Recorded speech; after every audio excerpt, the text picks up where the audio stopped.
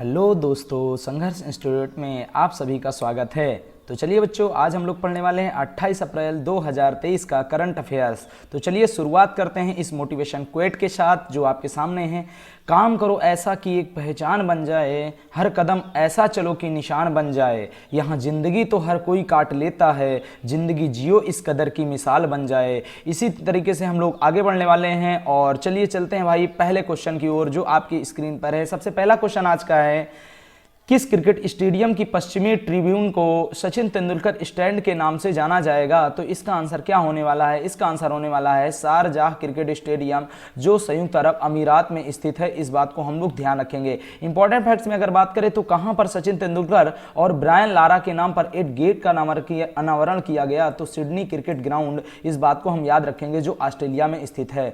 तो चलिए बच्चों आगे बढ़ते हैं और अगले क्वेश्चन पे चलते हैं। अगला क्वेश्चन अपने सामने है, प्रश्न नंबर 2, कर्नाटक विकास ग्रामीण बैंक के नए अध्यक्ष कौन बने हैं? तो इसका आंसर क्या होने वाला है? तो इसका आंसर जो होने वाला है वो श्रीकांत एम भांडीवाड़, इनको हम लोग ध्यान रखेंगे। इसके अलावा अगर हम बात करते हैं सुमन बेरी के बारे में, तो नीति आयोग की उपाध्यक्ष का नाम क्या है? तो सुमन बेरी। और अगर हम बात करें लोकसभा के महासचिव का नाम क्या है? उत्पल कुमार सिंह, इस बात को भी ध्यान रखेंगे। और राज्यसभा के महासचिव का नाम क्या है? पीसी मोदी, इस बात को भी आप थोड़ा सा ध्यान रखिएगा। इंपॉर्टेंट फैक्ट्स में अगर बात करते हैं तो नाबार्ड के अध्यक्ष कौन है? तो साजी केवी हैं, इस बात को आप ध्यान रखिएगा। और नाबार्ड की स्थापना कब हुई थी? 12 जुलाई 1982। और इसका मुख्यालय कहां पर स्थित है भाई? मुंबई में स्थित है।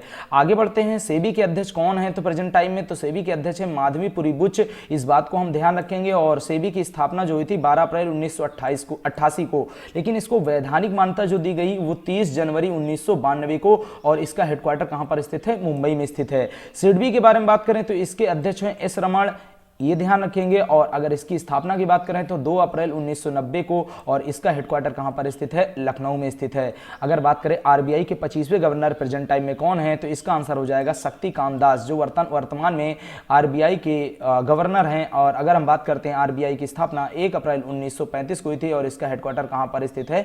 मुंबई में। तो चलिए बच्चों आगे बढ़ते हैं अगले क्वेश्चन की ओर। अगला क्वेश्चन अपने सामने है, प्रश्न नंबर 3। और इस क्वेश्चन में पूछा गया है, ऑस्ट्रेलिया के सर्वोच्च नागरिक सम्मान ऑर्डर ऑफ ऑस्ट्रेलिया से किसे सम्मानित किया गया? तो इसका आंसर क्या होने वाला है? इसका आंसर होने वाला है रतन टाटा। अगर हम बात करें तो रतन टाटा को ऑस्ट्रेलिया का सर्वोच्च नागरिक सम्मान ऑर्डर ऑफ ऑस्ट्रेलिया से सम्मानित किया गया है। अगर हम बात कर लें इसी जगह पे हिलाल पाकिस्तान को किसे सम्मानित किया गया था? तो बिल गेट्स को आप ध्यान रखिएगा, ये इंपॉर्टेंट हो जाएगा। और अभी हाल ही में अगर बात करते हैं तो पंडित लता दीनानाथ मंगेशकर पुरस्कार से किसे सम्मानित किया गया है? तो आशा भोसले को सम्मानित किया गया है। और महाराष्ट्र भूषण पुरस्कार से किसे सम्मानित किया गया? तो अप्पा साहेब धर्माधिकारी को सम्मानित किया गया था। इसके अलावा अगर हम बात करते हैं इंपॉर्टेंट फैक्ट्स में, तो अभी हाल ही में बात कर लें तो असम वैभव पुरस्कार 2022 से किसे सम्मानित किया गया?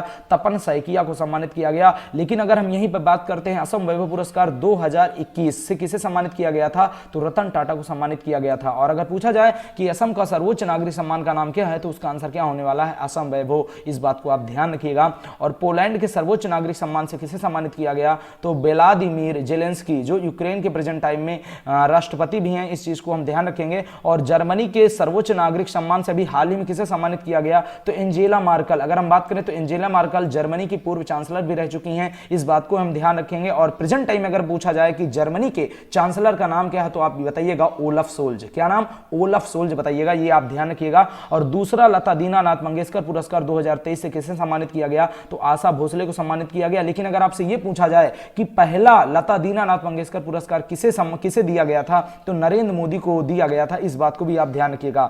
52वां दादा साहब फाल्के पुरस्कार से किसे सम्मानित किया गया? तो आशा परेख को ध्यान रखिएगा। अब देखो आपको ध्यान क्या रखना भाई, यहां आशा भोसले और यहां पे आशा परेख है।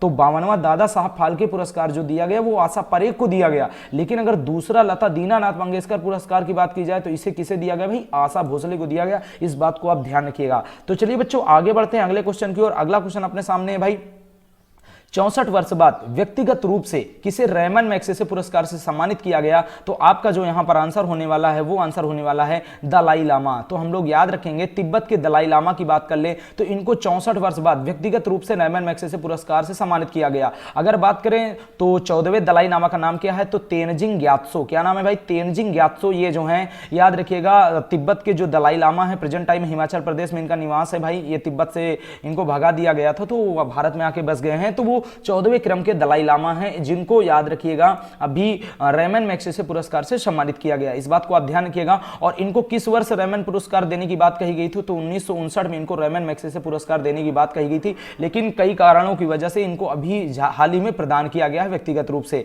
अगर पूछा जाए रेमन मैग्सेसे पुरस्कार की शुरुआत कब हुई थी, तो 1957 में रेमन मैग्सेसे पुरस्कार की शुरुआत हुई थी। अगर हम बात कर लें इसके बारे में, तो याद रखना रेमन मैग्सेसे पुरस्कार जो दिया जाता है वो फिलीपींस के 7वें राष्ट्रपति रेमन मैग्सेसे की याद में दिया जाता है। इस बात को भी आप अच्छे से याद रखना। और अगर पूछा जाए एशिया का नोबेल पुरस्कार किसे कहते हैं, तो आप याद रखिएगा रेमन मैग्सेसे पुरस्कार को एशिया का नोबेल पुरस्कार कहा जाता है। अगर पूछा जाए रेमन मैग्सेसे पुरस्कार से सम्मानित होने वाले प्रथम भारतीय का नाम क्या है, तो उनका नाम है विनोबा भावे। आप याद रखिएगा विनोबा भावे ऐसे प्रथम भारतीय हैं जिनको सबसे पहले रेमन मैग्सेसे पुरस्कार प्रदान किया गया। अगर हम यहीं पे बात करें रेमन मैग्सेसे पुरस्कार से सम्मानित होने वाली प्रथम भारतीय महिला का नाम क्या है, तो याद रखिएगा मदर टेरेसा। मदर टेरेसा को 1962 में रेमन मैग्सेसे पुरस्कार प्रदान किया गया। इसको आप अच्छे से नोट डाउन कर लेना। अब यहाँ पे दो इंपॉर्टेंट फैक्ट्स और बता रहे हैं मदर टेरेसा से, आप याद रखिएगा। अगर पूछा जाए मदर टेरेसा को भारत रत्न से कब सम्मानित किया गया, तो 1980 में सम्मानित किया गया था। और अगर पूछा जाए मदर टेरेसा को शांति का नोबेल पुरस्कार कब दिया गया था, तो 1979 में शांति का नोबेल पुरस्कार और 1980 में दिया गया भारत रत्न। आप ऐसे भी याद कर सकते हो। मदर टेरेसा एक सामाजिक सेविका भी थी, तो याद रखो मदर टेरेसा जो है वो भारत के लिए बहुत अच्छी थी। अच्छी मतलब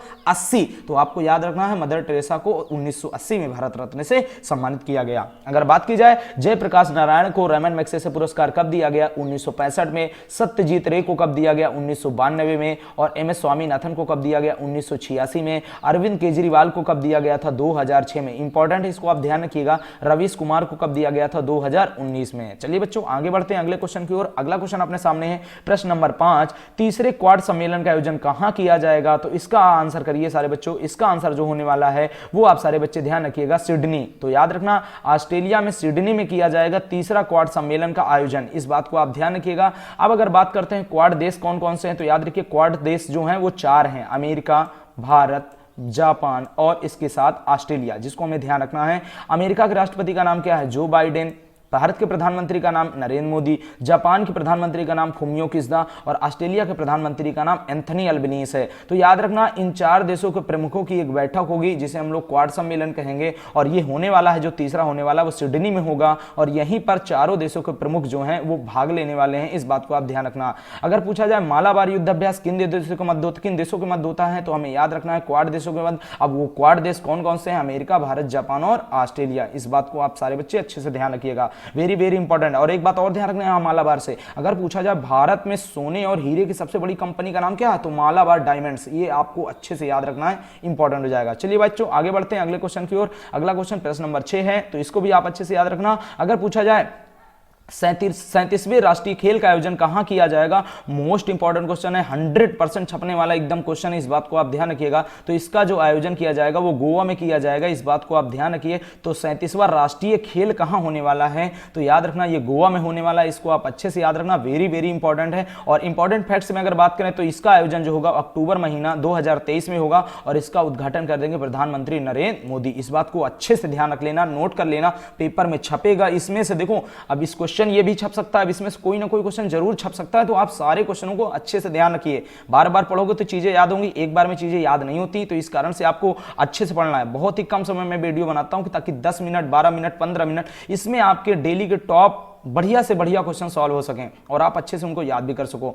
पढ़ाने को हम इसको 1 घंटे में भी पढ़ा सकते हैं और भी डिटेल दे सकते हैं, लेकिन इतनी जरूरत नहीं है जितना है। आप इनको बार बार पढ़िए क्योंकि करंट अफेयर्स हैं, बाकी के धीरे धीरे हम नोट्स आपको और भी प्रोवाइड करेंगे, ठीक। तो इसको ध्यान रखना। तो चलिए बच्चों आगे बढ़ते हैं। 36वां जो राष्ट्रीय खेल हुआ था ये कब हुआ था, तो ये हुआ था 2015। मतलब लास्ट वाला जो राष्ट्रीय खेल हुआ था वो 2015 में हुआ था और अभी 37वां जो होने वाला वो गोवा में होने वाला है। तो आप जरूर इसको ध्यान रखना क्योंकि कई साल बाद होने वाला है। और 2015 में जब हुआ था तब हुआ था केरल में। इस बात को याद रखना। नोट पॉइंट में अगर बात करें तो 5वां खेलो इंडिया यूथ गेम्स जो हुआ ये कहां पर संपन्न हो चुका है, याद रखना मध्य प्रदेश में हुआ था। 8 शहरों में हुआ था मध्य प्रदेश की, इसको आप ध्यान रखिएगा। और तीसरा खेलो इंडिया यूनिवर्सिटी गेम जो है 2023 में कहां होने वाला है, तो इसको आप याद रखिएगा उत्तर प्रदेश में होने वाला है। और खेलो इंडिया विंटर्स गेम्स का आयोजन कहां किया गया था, तो गुलमर्ग जम्मू कश्मीर। इस बात को आप अच्छे से याद रखना। तो ये खेलो इंडिया राष्ट्रीय खेल, खेलो इंडिया यूनिवर्सिटी गेम्स, आपको 100% याद होने चाहिए, ये पेपर में एकदम छपने वाले क्वेश्चन है।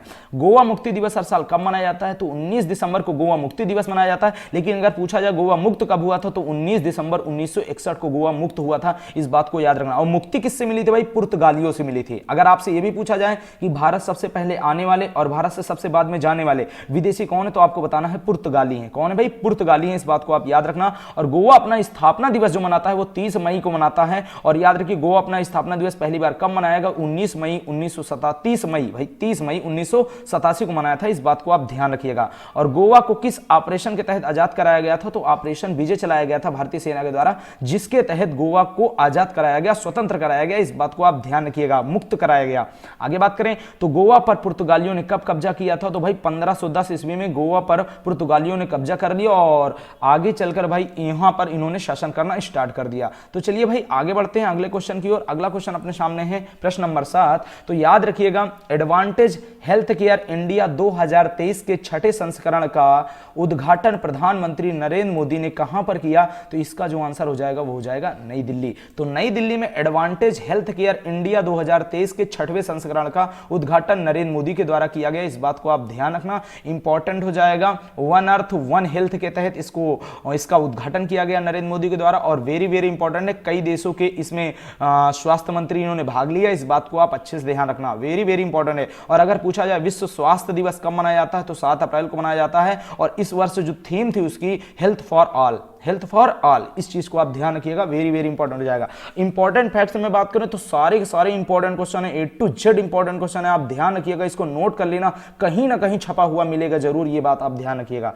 OSOWOG पहल की शुरुआत कब हुई थी भाई? तो याद रखना कोप 26 एक सम्मेलन चल रहा था 2022 में। तो याद रखिए इसका आयोजन कहां किया जा रहा है? ब्रिटेन का एक ग्लासगो शहर था, वहां पर आयोजित किया गया था। और याद रखिए इस प्रस्ताव को जो लेकर आया था उसको भाई किसने प्रस्तुत किया था? ब्रिटेन के, याद रखिएगा, वर्तमान उस समय के प्रधानमंत्री ने प्रस्तुत किया था। अगर पूछा जाए OSOWOG का पूर्ण रूप क्या है? तो one sun one world one grid योजना है। और इस योजना के तहत जो है ना सबसे पहले जो विकास किया जाएगा, जिन देशों को जोड़ा जाएगा वो सारे एशिया महाद्वीप के देश होंगे, इस बात को आप सारे बच्चे अच्छे से याद रखना। कोप 26 सम्मेलन जो हुआ था ये कहां हुआ था? ग्लासगो, ब्रिटेन में, इस बात को याद रखना। ग्लासगो के बारे में बात कर लें, स्कॉटलैंड का भी थोड़ा सा हिस्सा बढ़ जाता है, इस बात को आप ध्यान रखना। आगे बात करते हैं कोप 27। तो कोप 27 का जो आयोजन किया गया शर्म अल शेख, ये कहां पड़ता है भाई? मिस्र में इसका आयोजन किया जा रहा है, इस बात को आप ध्यान रखिएगा। और कोप 28 का जो आयोजन होगा वो दुबई में होगा और दुबई कहां पड़ता है? संयुक्त अरब अमीरात मतलब UAE में, इस बात को आप याद रखना।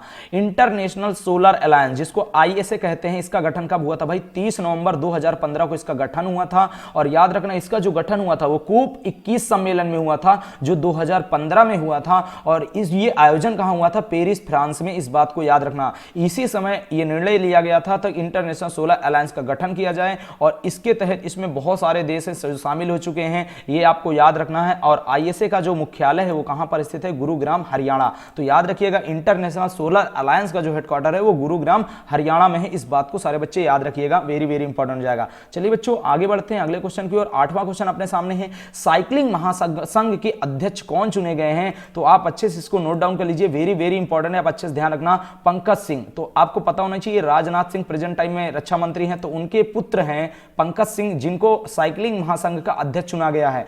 आप अच्छे से इसको याद रखिएगा, वेरी वेरी इंपॉर्टेंट है। इसमें अन्य ऑप्शन को भी थोड़ा सा बात कर लेते हैं। दिनेश कुमार खारा के बारे में बात करते हैं तो SBI के प्रेजेंट टाइम में अध्यक्ष हैं, इस बात को याद रखना। और केसरीनाथ त्रिपाठी की अगर बात कर लें तो ये पश्चिम बंगाल के प्रेजेंट टाइम में राज्यपाल हैं। और अगर हम राजेंद्र विश्वनाथ आर्लेकर की बात कर लें तो ये प्रेजेंट टाइम में बिहार के राज्यपाल हैं, इस बात को आप लोग अच्छे से नोट डाउन कर लीजिए। इंपॉर्टेंट फैक्ट्स में अगर बात करते हैं तो अखिल भारतीय फुटबॉल महासंघ के अध्यक्ष कौन बने भाई? कल्याण चौबे बने। इन्होंने वाईचिंग भूटिया को हराया और उसके बाद इन्होंने अखिल भारतीय फुटबॉल महासंघ के अध्यक्ष बने, इस बात को आपको ध्यान रखना है। और विश्व शतरंज महासंघ के अध्यक्ष कौन चुने गए? आर्केडी वोरकोविच, इस बात को आप ध्यान रखना। और सबसे इंपॉर्टेंट बता रहे हैं, विश्व शतरंज महासंघ का उपाध्यक्ष किसे चुना गया? तो याद रखिएगा विश्वनाथ आनंद, इस बात को आप याद रखिएगा, वेरी वेरी इंपॉर्टेंट है। माइंड मास्टर इनकी आत्मकथा संस्थाता का नाम भी है, इस बात को आप याद रखना, इंपॉर्टेंट हो जाएगा। भारतीय ओलंपिक महासंघ की पहली और वर्तमान में अध्यक्ष कौन है भाई? पीटी उषा, इस चीज को आप याद रखिएगा। इनको हम लोग उड़न परी के नाम से भी जानते हैं, पहली एक्सप्रेस के भी नाम से जानते हैं, तो इस चीज को याद रखिएगा। और राज्यसभा के सदस्य के रूप में भी इनको राष्ट्रपति रामनाथ कोविंद ने नामित किया था, इस बात को आप ध्यान रखिएगा, वेरी वेरी इंपॉर्टेंट हो जाएगा, अच्छे से आप याद रखिए।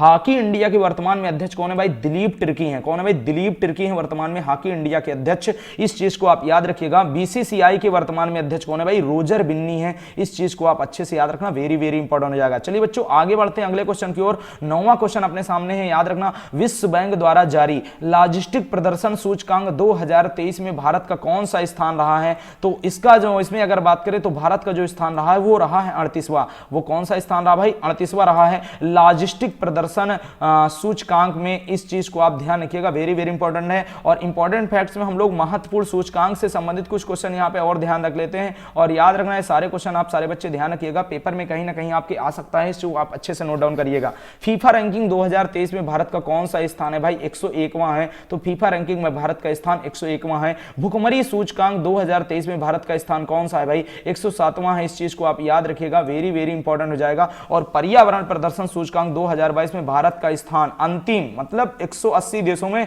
इसका अंतिम स्थान है पर्यावरण प्रदर्शन करने के मामले में। अगर पूछा जाए नवाचार सूचकांक 2022 में भारत का स्थान कौन सा है, तो भारत का स्थान है भाई 40वां, इस बात को याद रखिएगा। और वैश्विक खुशहाली सूचकांक में भारत का स्थान 2023 में रिपोर्ट आई, इसमें भारत का स्थान कौन सा भाई? 125वां है। तो खुशहाली सूचकांक में भारत का स्थान 125वां, लेकिन अगर शांति सूचकांक में बात की जाए तो 135वां। खुशहाली में 125वां, शांति में 135वां, इस चीज को आप याद रखिएगा। और विश्व प्रेस स्वतंत्रता सूचकांक में भारत का स्थान जो है वो है 150वां। तो मतलब प्रेस स्वतंत्रता सूचकांक में भारत का स्थान 150वां है। और हेनले पासपोर्ट इंडेक्स 2023 में भारत का स्थान कौन सा है भाई? 85वां है। कौन सा? 85, 85 है भाई, कौन सा है? 85 है, इस चीज को आप ध्यान रखिएगा। और सिपरी की रिपोर्ट के अनुसार सैन्य व्यय के मामले में भारत का कौन सा स्थान है भाई? चौथा स्थान है, इस चीज को आप अच्छे से नोट डाउन करिएगा। चलिए बढ़ते हैं भाई अगली स्लाइड पे और आगे बढ़ते हैं आगे। तो आज ध्यान रखिएगा, वेरी वेरी इंपॉर्टेंट है भाई, फॉर रिवीजन के लिए मैं आप लोगों को 2 क्वेश्चन देने वाला हूं, और सारे के सारे बच्चे इसके दोनों के आंसर को आप कमेंट बॉक्स में छाप दीजिए, जाकर कमेंट बॉक्स में आंसर करिए। अगर आपको पता है तो इसका आंसर हम अगली क्लास में दे देंगे, लेकिन अगर आपको पता है तो जाकर कमेंट बॉक्स में जरूर आंसर करिएगा। तो देखो पहला क्वेश्चन क्या है?